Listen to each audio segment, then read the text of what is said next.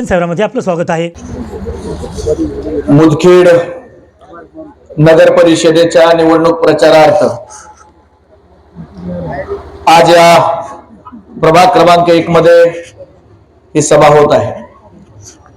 मी सर्वात प्रथम बहुजन प्रतिपादक कुलवाडी भूषण छत्रपती शिवाजी महाराज, त्याचबरोबर भारतरत्न डॉक्टर बाबासाहेब आंबेडकर, अण्णाभाऊ साठे, ज्या मातेनं सासरा नवरा हे सगळे गेल्याच्या नंतर देखील हातामध्ये तलवार घेऊन राज्य वाढवलं आणि दिल्ली ताब्यात घेतली, त्या राजमाता राष्ट्रमाता अहिल्याबाई होळकर, त्याचबरोबर कर्मवीर भाऊराव पाटील, पंजाबराव देशमुख या सर्वांना अभिवादन करतो। आणि आज या नगर परिषदेच्या निवडणुकीच्या निमित्तानं मंचावरती उपस्थित ज्येष्ठ नेते, या शहराचं ज्यांनी प्रदीर्घ काळ नेतृत्व केलं, ज्यांनी कोणताही भ्रष्टाचार आणि भेदभाव न करता तुमच्या विकासाचं काम केलं, ते माननीय रामरावजी चौधरी साहेब, या ठिकाणी माननीय केदार पाटील साळुंके यांचं आगमन झालेलं आहे। जोरदार टाळ्यांच्या गजरामध्ये आपण त्यांचं स्वागत करावं। त्याचबरोबर माधवरावजी पवळे किसान सेलचे जिल्हाध्यक्ष यांचं आगमन झालेलं आहे, त्यांचंही स्वागत। मंचावरती उपस्थित जिल्हा काँग्रेस कमिटीचे कार्याध्यक्ष माझे मित्र पप्पू पाटील कोंडेकर, केदार पाटीलजी साळुंके, नांदेड महानगरपालिकेचे माजी उपमहापौर माननीय गपारबाई, मंचावरती उपस्थित नगराध्यक्ष पदाचे उमेदवार प्रतिनिधी आणि आपल्या सगळ्यांचे परिचित राजबहादूरजी कोत्तावार, त्याचबरोबर सेवा दलाचे जिल्हाध्यक्ष गणेशरावजी ढगे, तालुका काँग्रेस कमिटीचे अध्यक्ष प्रतापराव देशमुख, आमचे मित्र मदनरावजी देशमुख, त्याचबरोबर सन्मान दादाराव पाटील पुयड परमनंट आमदार आणि सन्माननीय मंच, आणि ज्यांचं भाषण आता आपण ऐकलं ते नुकतेच काँग्रेस पक्षात स्वग्रही थोड्या काळासाठी ज्यांना दबाव टाकून भाजपत नेण्यात आलं आणि ज्यांनी प्रास्ताविक केलं ते माजी नगरसेवक माननीय गंगाधररावजी डांगे, प्रशांतजी मुंगल, श्याम पाटील शिंदे, महेश पाटील पवार, त्याचबरोबर सूर्यकांतजी चौदंते आणि आमचे मुंगल मामा नंदकिशोरजी पवार, आणि या भागामध्ये उपस्थित असलेले आमचे सगळे उमेदवार, हनुमानजी लखे, आणि मंचाच्या समोर असलेल्या माझ्या माता भगिनी आणि उपस्थित सर्वच। तर मला या ठिकाणावरती प्रभाग क्रमांक 1 मध्ये गजाननराव संबोड आणि अक्षता शिवाजीरावजी हेडके व राजबहादूर कोत्तावार यांच्यासाठी ही प्रचारार्थ सभा होते। त्याचबरोबर आमचे विठ्ठल आचार्य आणि घोंगडे हे प्रभाग क्रमांक 6 मधले उमेदवार। तर मला इथं बसलेल्या माता भगिनींना एक प्रश्न विचारायचा आहे। गेल्या अनेक वर्षापासून लहानाचे मोठे या मुदखेड शहरात तुम्ही झालात, काय बदल झाला तुमच्या जीवनामध्ये? तुमच्या घरात येणारं पाणी शुद्ध नाहीये, तुमच्या पोराबाळांच्या हाताला काम नाहीये, या शहरामध्ये जे पोरं तुमचे मोठे झालेत त्यांना काम करण्यासाठी बाहेर जावं लागतंय। मुदखेड शहराला तालुका बनता येईल असं या शहरामध्ये एकही काम अशोक चव्हाणांनी केलं नाही, आणि या मुदखेडचं गेल्या 25 वर्षामध्ये वाटोळं करण्याचं काम अशोक चव्हाणांनी केलेलं आहे। आणि ह्या ज्या टाळ्या आहेत, या टाळ्या सांगत आहे की इथल्या माता भगिनींनी किती त्रास सहन केलेला आहे। गंगाधररावजी डांगे या ठिकाणावरती सांगत होते की आम्ही त्यांच्या पाठीमागे फिरलो, सतरंजा उचलल्या। गंगाधरांना मला तुम्हाला सांगायचंय, अहो तुम्ही काय चीज आहेत? ज्या काँग्रेस पक्षानं 2 वेळा मुख्यमंत्री केलं, त्या काँग्रेस पक्षानं ज्यांना सगळं काही दिलं, त्या काँग्रेस पक्षाचे ते इमानदार राहिले नाही तर तुमच्या मेहनतीची त्यांना काय किंमत असणार आहे? आणि यांचं तिकीट काय म्हणून कापलं त्यांनी? केदार पाटील यांचं तिकीट कापलं. तुला एक बार नगरसेवक केलं ना बे म्हणले, तुला परत परत काय? मग जर हाच निकष असेल तर मग तुम्ही मुख्यमंत्री झाले, तुमच्या घरात इथली आमदारकी एका निष्ठावंतांना देण्याच्या ऐवजी स्वतःच्या घरात पत्नीला दिली आणि नंतर पुन्हा स्वतःच्या पोरीला दिली. म्हणजे तुम्ही तुमच्या वडिलांना, स्वतःला, बायकोला, पोरीला चालतंय, पण आमचा माणूस आयुष्यभर शतरंज उचलल्यावर त्याला काय, तर तुला एकदा दिलतं ना बे. म्हणजे ही सत्ता ही स्वतःच्या घरामध्ये कोंडून ठेवायची आणि गोरगरिबांच्या पोरांचा वापर करायचा, ही अशोक चव्हाणांची नीती आहे. आणि म्हणून आपले पोरं त्यांच्या पाठीमागे फिरतात. मुदखेड मधल्या आमच्या पोरांना मला सांगायचंय, निवडणूक आल्या की निवडणुका आल्याच्या नंतर गल्ली बोळामध्ये माजी मुख्यमंत्री फिरतायत. का फिरत आहेत? जर विकास केला असता तर नांदेडवरनं त्यांनी तिथं जरी बसले असते तरी विकास जर इथं झाला असता तर आज गल्ली बोळामध्ये फिरायची त्यांना गरज पडली नसती. पण काहीच केलं नाही आणि म्हणून इथं तुम्हाला भूल थापा देऊन, तुम्हाला खोटं बोलून तुमचं मतदान विकत घेण्यासाठी आज इथं आलेले आहेत. अनेक पोरांच्या, अनेक कार्यकर्त्यांच्या आयुष्याचं वाटोळ करण्याचं काम त्यांनी केलं. याच प्रभागामध्ये काँग्रेस पक्षामध्ये आमचा एक मित्र होता, आज तो त्यांच्यासोबत भाजपमध्ये गेलेला आहे, ऋषिकेश.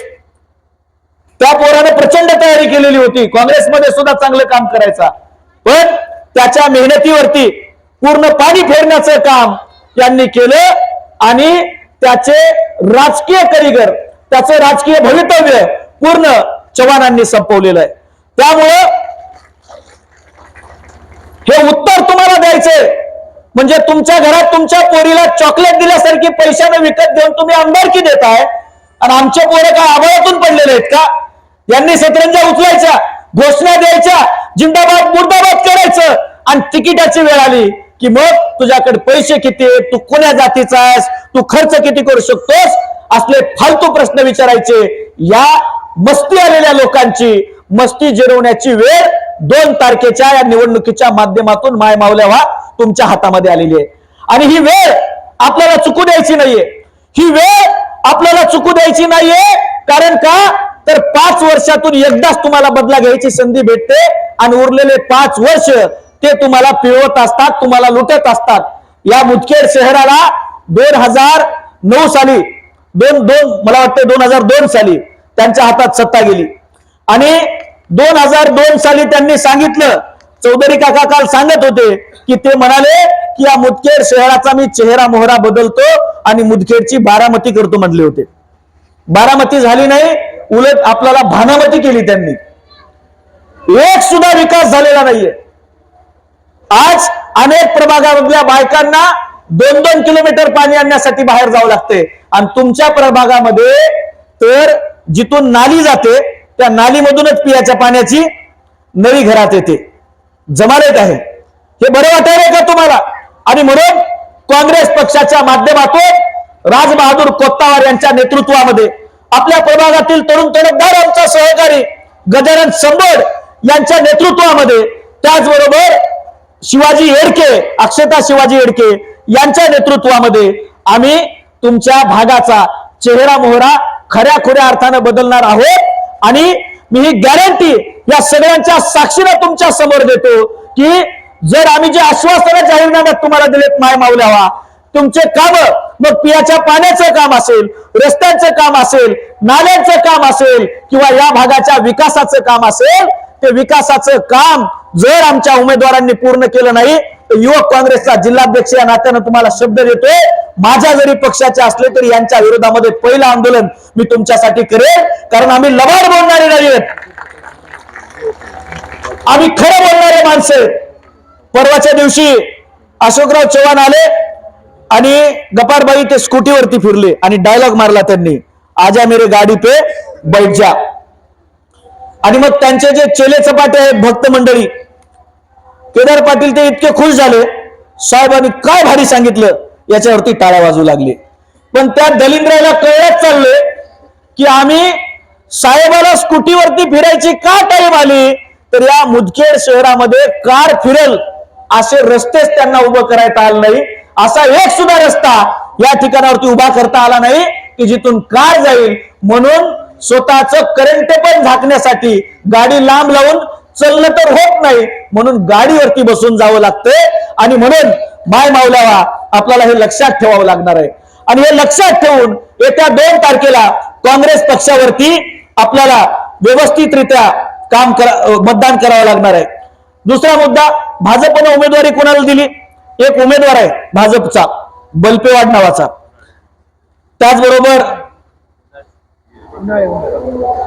एक मिनिट, तर त्याने काय केलं मागच्या निवडणुकीमध्ये, काही उमेदवार असतात, गपारबाई तुम्ही महापालिकेत अनुभव घेत असाल, निवडणूक आली की ते फॉर्म भरतात, त्याचा धंदा असते फॉर्म भरणे आणि कोण जास्त देते उचलून घ्यायला ते बघणे. या पठ्ठ्यानं काय केलं, याचा एक फॉर्म भरला आणि घरचे दुसऱ्याचे 2 भरले, 3 फॉर्म, आणि पाकिट घेतले आणि फॉर्म उचलून घेतला. आता 5-6 वर्षाखालची गोष्ट आहे. आणि ते उचलून घ्यायला येणारे कोण होते? हेच होते माजी मुख्यमंत्री. आणि त्यालाच पक्षात घेऊन आता भाजपनं तिकीट दिलेलं आहे. त्यामुळं 2 प्रकारची भाजपमाय आपल्या मुदखेड शहरामध्ये. कशी? एक आहे आमच्या सोबत रामरावजी चौधरी आहेत, ते थोर भाजपचे नेते आहेत, थोर भाजपचे. आमच्या सोबत या ठिकाणावरती विठ्ठल आचार्य आहे, जो इमानदार कार्यकर्ता होता, ज्यांनी भले आमचं भाजपचं जमत नसेल, पण जी जुनी भाजप होती ना, ती आमच्या सोबत तत्वानं लढत होती, आम्ही त्यांच्या सोबत तत्वानं लढत होतो. पण या थोर भाजपच्या डोक्यावरती आता चोर भाजप बसलेली आहे आणि या चोरांच्या हातानं या सगळ्या निष्ठावंतांचा गळा कापलेला आहे. आणि म्हणून या निवडणुकीच्या माध्यमातून ही संधी आहे आपल्याला, की आपल्या मुदखेड शहराचा चेहरा मोहरा बदलवण्याची ही संधी आलेली आहे. आणि तुम्ही अजिबात घाबरून जाऊ नका. हे कितीही म्हणतील की आम्ही अमुक करू तमुक करू, 25 वर्ष काय झक मारली तुम्ही, हा सवाल इथं जेवढे कोणी तुम्हाला मत मागायला येतील त्या सर्वांना विचारायचा आहे. दुसरा महत्वाचा विषय मला तुम्हाला सांगायचा आहे. या मुदखेड शहरामध्ये छत्रपती शिवाजी महाराजांचा पुतळा अजूनही उभा करता आलेला नाहीये. या मुदखेड शहरामध्ये शिवाजी महाराजांचा पुतळा उभा करता आला नाही. मी गंगापट्टीचा आहे. आमच्या गावागावामध्ये खेड्यामध्ये सर्वसामान्य 1,000 लोकसंख्येच्या गावामध्ये भला मोठा पुतळे आम्ही उभे केलेले आहेत, पण एवढ्या मोठ्या मुदखेडमध्ये शिवाजी महाराजांचा पुतळा नाहीये. डॉक्टर बाबासाहेब आंबेडकरांच्या पुतळ्याची तर यांनी इतकी विटंबना त्या ठिकाणी केली की पुतळ्याची जागा तशीच प्रलंबित होती. अनेक वर्ष तिथं मागणी करतायत की बाबासाहेबांचा पुतळा झाला पाहिजे, पण बाबासाहेबांचा पुतळा काही करत नाहीत. मग मध्येच लोकांच्या दबावामुळे तिथं पुतळा बसवण्यात आला, पण माजी मुख्यमंत्र्यांनी तो पुतळा त्या ठिकाणावरती काढायला लावला आणि सांगितलं आम्ही परत बसू. 2 वर्ष झालं या घटनेला, पण बाबासाहेबांचा पुतळा नाहीये. या शहरामध्ये अहिल्याबाई होळकरांचा पुतळा नाहीये, अण्णाभाऊ साठेंचा पुतळा नाहीये. एकही महापुरुषाचा पुतळा या शहरामध्ये यांना उभा करता आला नाही. मग या मुदखेडला शहर म्हणायचं कसं? तिकडे तुम्ही नंदीनगर मध्ये जा, विठाई नगर मध्ये जा, नाल्यांचं पाणी रस्त्यावरती रस्त्यातनं घरामध्ये चाललंय आणि म्हणतायत मुदखेडचा आम्ही चेहरा मोहरा बदलणार आहेत. कसा बदलणार आहे चेहरा मोहरा? कसा बदलणार आहे चेहरा मोहरा? हा सवाल तुम्हाला विचारायचा आहे. त्यामुळे अधिकचा वेळ घेणार नाही. निवडणूक जवळ आली का तुमच्या घरावरती पाऊस पडत असतो. यांच्याकडे प्रचंड पैसा आहे, कारण का तर मुदखेड विकून खाल्लेलं यांनी. नगराध्यक्ष पदाचा उमेदवार पहा, आपण कोणा धर्माचा भेदभाव करत नाही. मुस्लिम समाज त्यांच्या घरात धर्माचं पालन करतो, हिंदू समाज आपल्या घरामध्ये आपल्या धर्माचं पालन करतो. पण महादेव हे सगळ्या धर्मियांचं दैवत आहे, सगळ्या हिंदू धर्मियांचं दैवत आहे. महादेवाचं मंदिर मोंड्यामध्ये बांधलं जात होतं. त्यावेळेला महादेवाच्या मंदिराला विरोध करण्याचं काम नगराध्यक्ष पदाचा उमेदवाराचे जे पती आहेत त्यांनी केलं. आणि इतका विरोध केला महादेवाच्या मंदिराला, इतका विरोध केला की मोंड्यातल्या व्यापाऱ्यांना 1 दिवसाचा बंद करावा लागला की महादेवाचं मंदिर होऊ द्या, आमची भावना आहे, आम्हाला महादेवाचं मंदिर पाहिजे. आणि मग ज्या वेळेला लोकांनी विरोध केला त्यावेळेला इथं महादेवाचं मंदिर मोंड्यामध्ये झालं. मग भाजप एकीकडे काय म्हणते, हिंदू धर्म खतरे में है और धर्म के लिए लढना है. मग हिंदू धर्म खतरे में है म्हणून बोंब मारणाऱ्या भाजपवाल्यांनी ज्यानं देवाच्या मंदिराला विरोध केला त्या उमेदवाराला तुम्ही तिकीट देताय. आता तुम्हाला चालतंय का? त्यामुळे भाजपवाल्यांचं हिंदुत्व जे आहे आत्ताच्या ते हिंदुत्व हे फक्त मतदानाच्या पुरतं आहे. म्हणून येत्या 2 तारखेला आपल्याला काय करायचंय, या मुदखेड शहरामध्ये आम्ही सांगितलेलं आहे, आमची सत्ता राजबहादूर कोत्तावरांच्या नेतृत्वामध्ये आल्याच्या नंतर छत्रपती शिवाजी महाराजांचा पुतळा या मुदखेड शहरामध्ये अत्यंत सुशोभितपणानं आम्ही उभा करून दाखवू 1 वर्षाच्या आतमध्ये हा शब्द मी या ठिकाणावरती तुमच्या समोर देतोय। बाबासाहेब आंबेडकरांचा पुतळा या मुदखेड शहरामध्ये परवानगी घेऊन आम्ही उभा करून दाखवू। अहिल्याबाई होळकरांचं स्मारक सुद्धा या मुदखेड शहरामध्ये आम्ही आपल्या समोर उभा करून दाखवू। अण्णाभाऊ साठेंचं जेवढे महापुरुष आहेत त्या सगळ्यांचं स्मारक होईल आणि सुशोभित पद्धतीने होईल। त्याचबरोबर या मुदखेड शहरामध्ये उत्कृष्ट रस्ते, उत्कृष्ट नाल्या देखील बांधण्याचं काम करू। आणि हा शब्द तुम्हाला देतोय की हे सगळे जर झालं नाही तर तुमच्या सोबत मी, पप्पू पाटील, आम्ही सगळे मंडळी यांच्या विरोधात भांडू। पण तुम्हाला सांगतोय की राजबहादूर कोत्तावार हा 1 घाव 2 तुकडे करणारा कार्यकर्ता आहे। राजबहादूर कोत्तावार जे होत असेल तो तोंडावर म्हणतात हा तुझं करून देतो, आणि जर होत नसेल, बेकायदेशीर असेल तर मजाने होईना, तू याला काय करायचंय ते कर, मी असलं बेकायदेशीर काम करत नाही म्हणणारा माणूस आहे। त्यामुळे एका बाजूला गाडीतून राम राम न करणारा उमेदवार आहे आणि दुसरीकडे वय वर्ष 70 असताना देखील आमच्यासारख्या तरुणांनाही लाजवेल इतकी ऊर्जा घेऊन दिवसभर पायानं सगळ्या मुदखेडमध्ये फिरणारा हा 70 युवक तुमच्या समोर आहे। त्यामुळं येणारी लक्ष्मी आता 30 तारखेला आणि 1 तारखेला, 30 तारखेला किंवा 1 तारखेला घराच्या जवळ दारावरच उभं राहा सगळेजण। सकाळी हो की शक्यतो संध्याकाळीच पैसे लय येणार आहेत तुमच्याकडे आता।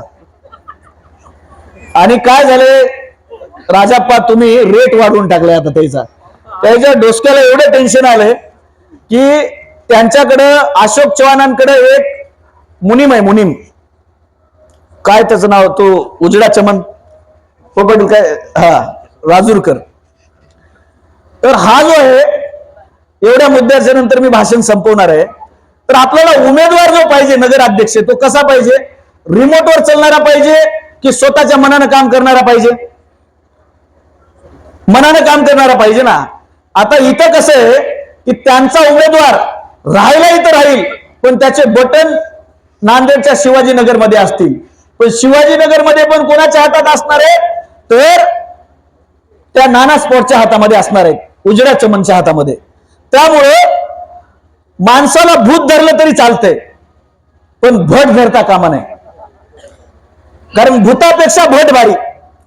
आणि एकदा का भट धरला का मग त्या माणसाचं, त्या माणसाच्या माध्यमातून त्या शहराचं वाटोळं होत असतं।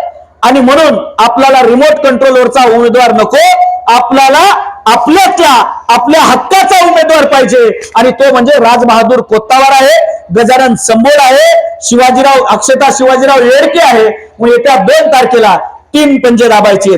त्यामुळं भाजप की नोट और काँग्रेस को वोट, भाजपची नोट घ्यायची आणि काँग्रेसला मतदान करायचं, हेच आपल्याला ठरवायचं। आणि ते पैसे भाजपचे नाहीयेत, ते आपले पैसे आहेत, ते आपले पैसे आहेत। या लोकांनी जे आपल्यातनं लुटले, आपल्याला लुटून खाल्लं, आपली रस्ता खाल्ला, या शहरातली ज्यांनी नाली खाल्ली, या मुदखेड मधली ज्यांनी सार्वजनिक संडास खाल्ली म्हणजे संडास बांधायचं जे शौचालय आहेत, ते शौचालयाचे जे पैसे ज्यांनी खाल्ले त्याचा तो पैसा आहे। नाही तर तुम्ही काहीतरी वेगळेच समजून बसाल। संडास खाल्ली म्हणजे संडास बाथरूम साठी आलेला जो पैसा खाल्ला, त्यातले जे पैसे आहेत तेच पैसे हे आपल्याकडे येणार आहेत। त्यामुळे ते घ्यायचे, आलेल्या लक्ष्मीला नाही म्हणायचं नाही, आणि काँग्रेस पक्षाच्या पाठीमागे राहायचं।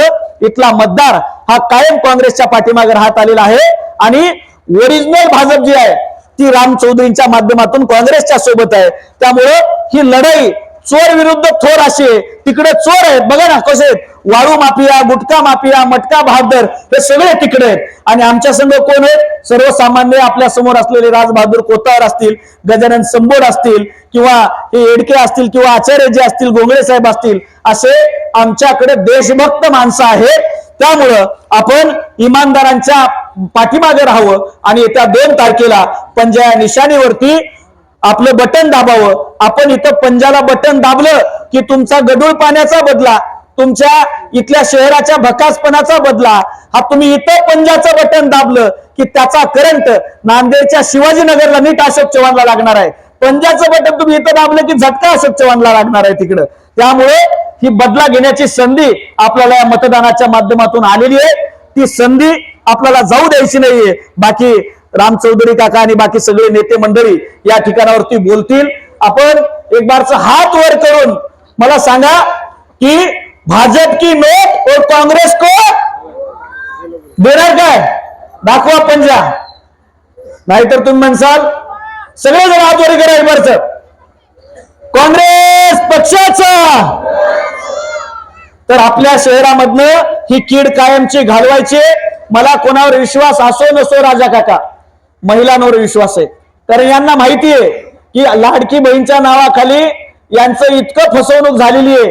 2100 देतो म्हणला होता दलिंदर फडणवीस, म्हणला होता की नाही बाय? दिले काय 2100? 2100 तर दिलेच नाही. पण तुमचा गॅस 450 1250 नेलाय आता. तेल 120. आधी बघा हे मायमौल्यांच्या ज्या टाळ्या आहेत ना त्या त्यांच्या आहेत. त्याचबरोबर तेल होतं 50-60 रुपये किलो, आता किती झाले? 160-70 रुपये किलो झालेलं आहे. त्यामुळे ही महागाई जी आहे, म्हणजे इकडे म्हणाले लाडकी बहीण 1,500 रुपये घ्या आणि तिकडून महिन्याला 5,000 रुपये एक्स्ट्रा काढायले. आणि मग लाडक्या बहिणीला 1,500 द्यायचे आणि लाडक्या बहिणीचा नवरा मात्र दाजी बेरोजगार हिंडालाय. दाजीकडे गायछाप खायचे पैसे नाहीयेत. सकाळच्या पारी परसाकडला जायचे म्हणलं तर दुसऱ्याला गायछाप मागायला. इतकी वाईट अवस्था आहे. त्यामुळे हे सगळं जे काही चाललेलं आहे हे तुमचं वाटोळं करायला चाललेलं आहे. त्यामुळं वरी नरेंद्रने वाटोळं केलं, नरेंद्रजी मोदी यांनी. राज्यात देवेंद्र फडणवीस यांनी वाटोळं केलं आणि इथं येऊन हे म्हणायला लागलेत माजी मुख्यमंत्री अशोक चव्हाण. काय म्हटले की केंद्रात आमची सत्ता आहे, राज्यात आमची सत्ता आहे, त्यामुळे माझ्या हातामध्ये इथली सत्ता द्या, मी तुमचा चेहरा मोहरा बदलून टाकतो. इतके वर्ष काय केलं याचा हिशोब आधी तुम्ही मागा. आणि केंद्रात पण काय चांगलं चाललं नाही बरं का. एक शेवटचं सांगतो, एका मिनिटामध्ये. एका शाळेमध्ये एक अवकाळी पोरग होतं आणि ते पोरग इतकं बिलिंदर होतं की रोज आजूबाजूच्या बसलेल्या पोराच्या अंगावरती पचापच थुकायचं. काका अशोक चव्हाण म्हणालेत ना केंद्रात आमची सत्ता आहे, राज्यात आमची सत्ता आहे, त्याच्यासाठी. आणि त्या आजूबाजूच्या पोरांच्या अंगावर पचापच थुकायचं. पोरानं मास्टरला तक्रार केली. तक्रार केल्यावर वर्गातल्या मास्टरनं पोराला कुत्र्यासारखं मारून काढलं, सांगितलं उद्यापासून असं करू नको. दुसऱ्या दिवशी पोरग शाळेत आलं, परत दुसऱ्या बेंचवरच्या पोरावरच्या अंगावरती पच थुकून गेलं. त्यानंतर मास्तरने ठरवलं की पोराला समजून सांगून मारून काही फायदा नाही. पोराचा हात धरलं आणि दुसऱ्या दिवशी पोराला धरून सकाळी पोराच्या बापाला तक्रार करण्यासाठी शाळेतनं घेऊन मास्तर नीट पोराच्या घरी आला. घराच्या समोर आल्याबरोबर पोराच्या बापाला बघितलं. पोराचा बाप असा वरी सलापावर उभा होता, लिंबाची काडी घेऊन दात घासत उभा होता. आणि अशीच गल्ली होती. आणि अशीच गल्ली अशोक चव्हाणांसारख्या छोट्या गल्ल्या विकास न केल्यामुळं. आणि मग असं सलापावरती त्याचा बाप उभा होता. मास्तरनं खालून बघितलं आणि बापाला पोरग फालतूपणा करायले, दुसऱ्याच्या अंगावर थुकायले असं मास्तर सांगणार एवढ्यात त्यानं बघितलं. खालून गल्लीतून एक जण जाऊ लागला होता. वरी उभ्या असलेल्या बापानं पचकन त्याच्या अंगावरती ते लिंबाची काडी काढली आणि थुकलं. आता मास्तरला प्रश्न पडला की पोरग गेलेली केस आहे म्हणा, तर बाप त्याच्याहून गेलेली केस आहे, नेमकं तक्रार करायची कुणाची? तसंच झालेलं आहे. राज्यात देवेंद्र फडणवीस म्हणजे पोरग आणि केंद्रात नरेंद्र मोदी म्हणजे वरून थुकणारा बाप आहे. त्यामुळे कोणाकुणच शहाणपणाची नाकलीची अपेक्षा करू नका. आणि आपलं कसं आहे हे आपण 25 वर्ष झालं बघायलोय. यायच्या नादाला लागू नका माय. त्यामुळे आपला पंजाबरा, आम्ही शेतकऱ्यांचे पोरे, आमच्या घरात काही घराणेशाही नाहीये. आम्हाला संधी द्या, मनगटाला धरायचं आणि काम करून घ्यायचं. म्हणून बटेंगे तो कटेंगे भाजपनं म्हणलं होतं. आता मी म्हणालोय आपल्याला आता धर्मामध्ये जातीमध्ये भेदभाव पडू द्यायचा नाही. सगळ्यांनी एकत्रित यायचं आणि मग काँग्रेस म्हणू आणि काँग्रेस आणू. इतकंच सांगतो आणि थांबतो. धन्यवाद. जय हिंद, जय महाराष्ट्र. सर्व उमेदवारांना विनंती, राम राम करा सर्व उमेदवारांना. उमेदवार हे सगळे उमेदवार आहेत, हे तुमच्यातले रोज इथं येणार आहेत, हे नगराध्यक्ष, तर यांनाच मतदान करायचंय एवढी विनंती करतो आणि थांबतो.